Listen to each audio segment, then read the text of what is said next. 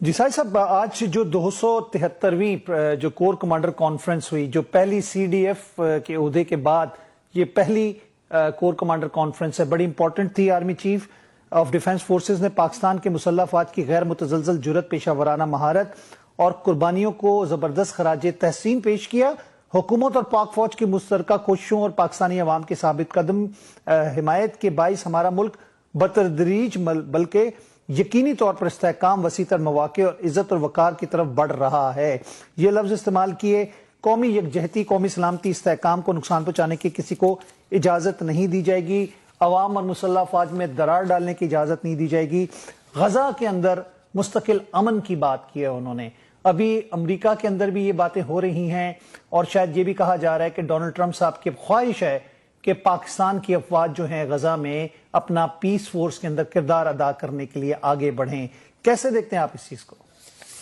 میں سمجھتا ہوں کہ غزہ جو کہ ایک بیت المقدس، ہمارا خانہ کعبہ تھا، ہمارا قبلہ اول قبلہ تھا، پہلے قبلہ اول تھے بیت المقدس، تو ہمارے لیے اس کی امپورٹنس بہت زیادہ ہے۔ اور ہمارے فیلڈ مارشل صاحب نے ہمیشہ عقیدت کے ساتھ جب بھی امریکہ گئے انہوں نے غزہ کے موضوع پہ بات کی اور غزہ میں اپنی پیس کیپنگ فورس کے لیے بات کی۔ اور آپ دیکھیں گے کہ جو ہی کوئی ایک two nation, two country, two state solution سامنے آئے گا اور پاکستان اپنا حصہ ڈالے گا غزہ کے اندر، آپ دیکھیں گے جس طریقے سے ہمارے فیلڈ مارشل صاحب پوری مسلم امہ کے لیے درد رکھتے ہیں، جس طریقے سے پاکستان کی لیڈرشپ کے لیے وہ پاکستان کو اگلے مراحل میں لیڈ کرنے کے لیے ہمیشہ وہ پرعزم نظر آتے ہیں۔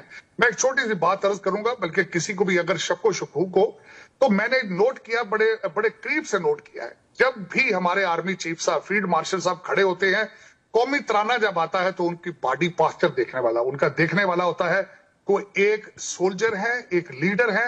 اور پھر اس کے بعد آپ نے دیکھا ہوگا کہ جب بھی افغانستان پہ بات کریں گے، بھارت کے لیے جب ذکر ہوگا، پاکستان کے ڈیفنس پہ بات ہوگا، ان کا فیس ری ایکشن، ان کا قرآن کے حوالے، ان کا جس طریقے سے میں یہاں پہ بات ایڈ کرنا چاہوں گا، خود انہوں نے کہا ہے کہ میں آئی وٹنس تھا کہ میں نے جس طریقے سے غیب سے خدا کی مدد آتے دیکھی ہے 10 مئی کو، ریمارکیبل۔ میں سمجھتا ہوں اسی عزم کے ذریعے آپ دیکھیں گے کہ پاکستان ترقی کی منازل طے کرے گا۔ ایک نیا پاکستان ہے، ایک نیا جوش ہے، ایک نیا ولولہ ہے۔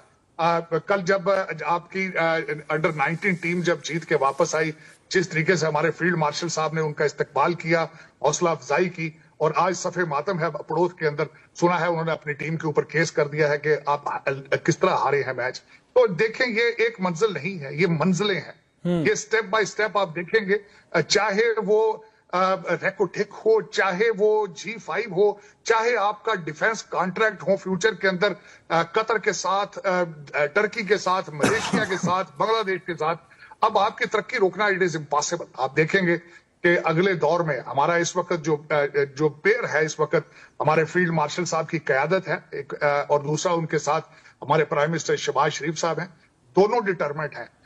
آج میں نے جس طرح پہلے عرض کیا ہے کہ PIA کو دیکھیں کہ اب دوبارہ دنیا کے آسمانوں میں PIA اپنا جو کھویا ہوا مقام ہے اس کو واپس حاصل کرے گی۔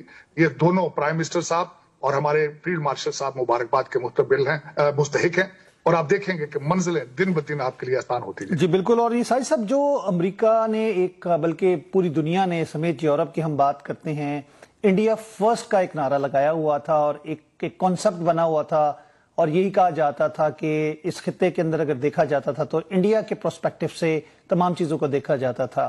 نیریٹو چینج ہو چکا ہے آرمی چیف کی قائدانہ صلاحیتوں کے باعث۔ 10 مئی کے مارکے کے بعد ہم نے دیکھا انڈیا کا جو اس وقت حال ہے، آئسولیشن کی طرف جا رہا ہے، امریکی پابندیاں اس کے اوپر دن بدن بڑھتی جا رہی ہیں۔ بالکل ایبسولوٹلی، میں 3 پوائنٹس آپ کے سامنے رکھنا چاہوں گا۔ ایک تو اس کی وجہ یہ تھی کہ جو امریکہ کے اندر ویک فارن پالیسی تھی، ویک صدر تھے جو بائیڈن، جن کی جسمانی طاقت جو کہ بہت بزرگ ہو چکے تھے۔ ایک تو بھارت نے، اسرائیل نے اور رشیا اور چائنا نے بھرپور فائدہ اٹھایا، بالخصوص اسرائیل اور اس کے بعد بھارت نے، اور جو ڈائسپورا تھا وہاں پہ انہوں نے بھی اس کا بھرپور فائدہ اٹھایا، اور انہوں نے ایک کانسیپٹ دیا کہ اس ریجن کے اندر بھارت جو ہے وہ ویسٹرن سیولائزیشن کا انٹرسٹ جو ہے وہ پروٹیکٹ کر سکتا ہے۔ ہمارے فیلڈ مارشل صاحب نے 10 مئی کو جو ایک مار کا حق جیتا، تو انہوں نے بتایا ہے کہ چائنا کو چائنا کے سامنے کس طرح کھڑے ہوں گے، یہ تو پاکستان کے خلاف بھی نہیں کھڑے ہونے کی صلاحیت رکھتے۔ تو انہوں نے سب سے بڑی فیور جو دنیا کو دی ہمارے فیلڈ مارشل صاحب نے، वो जो एक भ्रम था, जो एक घोषणा था जो है उसका, बिल्कुल चाइना को, भारत को रीजनल पावर, जो उनका एक फेक नैरेटिव था, उसको गलत साबित किया। और उसके बाद इनकी कली खुदती गई, fake democracy, fake economy, fake जमहूरियत, हर चीज कली, फेक मीडिया की हालत देखें उनको कि किस तरीके से एक प्रोपेगेंडा मशीन बन चुके हैं।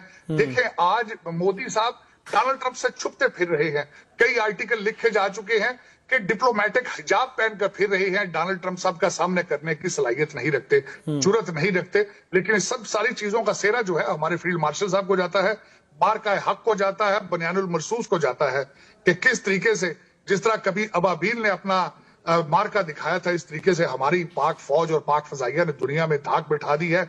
आज दुनिया जानना चाहती है कि हमारी एयरफोर्स किस तरीके से हमें डिफेंड कर पाएगी। आज टर्की इंटरेस्टेड है कि पाकिस्तान के साथ डिफेंस कॉन्ट्रैक्ट किया जाए। तो मैं समझता हूं एक नया पाकिस्तान है। 1947 को एक पाकिस्तान बना था, लेकिन 10 मई की भी अहमियत उतनी ही है जितनी 14 अगस्त की है। उस दिन प्रूव किया गया था कि हम जिंदा कौम है और हम जिंदा रहेंगे। दुनिया के नक्शे पे पाकिस्तान रहने के लिए बना था और बनेगा, बल्कि अब हमारा एक टूटा बाजू मशरकी पाकिस्तान जिसको हम कहते थे, वो भी अब हमारे साथ है। अब हम इस रीजन में लीड करेंगे। हम ना सिर्फ अपने आप को डिफेंड करेंगे, लेकिन हम अपना इंटरेस्ट भी डिफेंड करेंगे और लीड करेंगे इस रीजन के अंदर इंशाल्लाह। साहिब साहब, बात ये आती है बांग्लादेश समेत, अब कनाडा की बात की जाए, अमेरिका की बात की जाए, भारत एक दहशतगर्द के तौर पर सामने आया है। नजार का कत्ल अगर कनाडा में देखें, गुरप्तनेत्र सिंह पन्नू के हवाले से जो प्लॉट मर्डर का बनाया गया, अमेरिका में FBI ने उसको इंटरसेप्ट किया। बांग्लादेश के अंदर उनके रहनुमाओं के कत्ल में पूरा बांग्लादेश सरापा एहतजाज बन गया, इंडियन बॉर्डर तक जाके प्रोटेस्ट कर रहे हैं। आपको क्या लगता है, भारत तो खुल के, क्योंकि पाकिस्तान में भी 22 लोगों की दहशतगर्दी उन्होंने खुद कबूल की है कि उन्होंने कत्ल किया है, टारगेट किलिंग की है, तो ये तो रियासती दहशतगर्दी अब साबित हो रही है भारत के ऊपर। आपको लगता है कि अब मजीद इस पे कोई पाबंदियां लग सकती हैं इन पे? मजीद पाबंदियां, आप ये एम्बार्गो की तरफ जाएंगे, सैंक्शंस की तरफ जाएंगे।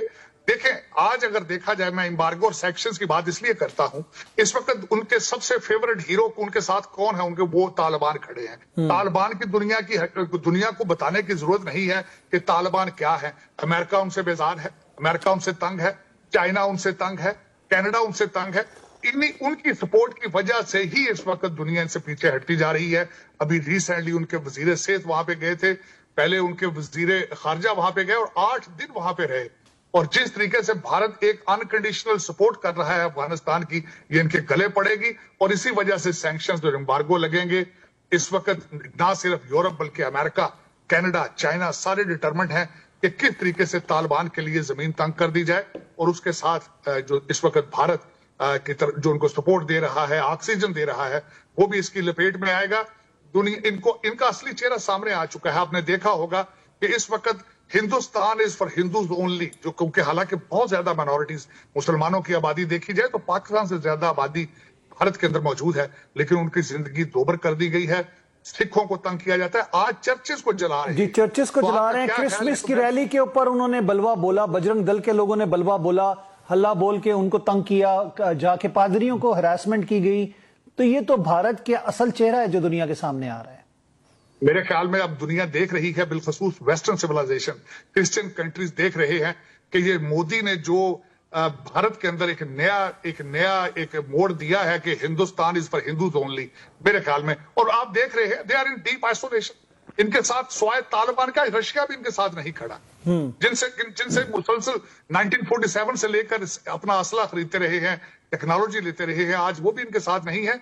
लेकिन मोदी अब भारत को एक डेड एंड पे ले आया है। भारत के अंदर से अब उनके खिलाफ आवाजें उठनी शुरू हो चुकी हैं। और मैं देखिए हमारे पड़ोसी हैं, मैं समझता हूं कि वहां भी अमन होना चाहिए, लेकिन मोदी साहब हैज फेल्ड इंडिया और he is not a popular leader in India. ठीक हो गया, यानी ये इंडिया के लिए गोर्बाचोव साबित होंगे, ये हम काफी अरसे से बात कर रहे हैं। डेफिनेटली। तो आपको साजिद साहब, जी प्लीज अर्ज करना चाहता हूं कि बच्चे जो देख रहे हैं, कभी आप गूगल करके देखेंगे इस वक्त भारत के अंदर कितनी सेपरेटिस्ट मूवमेंट्स चल रही हैं।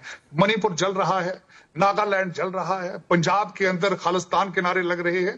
तो दर हकीकत हमारा मीडिया, ये देखें, एक तो पाकिस्तान के मीडिया की पॉलिसी नहीं है, लेकिन अगर देखें कि इस वक्त कितनी मूवमेंट्स वहां चल रही है। और जिस तरह आपने कहा है गोरबाचोव, जिस तरीके से मुसलमानों को मैं हमेशा ये कहता हूं कि आप मुसलमानों को इतना तंग ना करो कि वो भारत के अंदर एक नया पाकिस्तान बना दें, लेकिन ये मौका जिस तरीके से वो कर रहे हैं, बाबरी मस्जिद देख लें, चर्चेस को देख लें, तो माइनॉरिटीज के पास क्या चॉइस है? पाकिस्तान बनेगा दोबारा भारत के अंदर, लेकिन ये अफसोसनाक बात है कि माइनॉरिटीज का जिंदगी इन्होंने दोबर कर दी।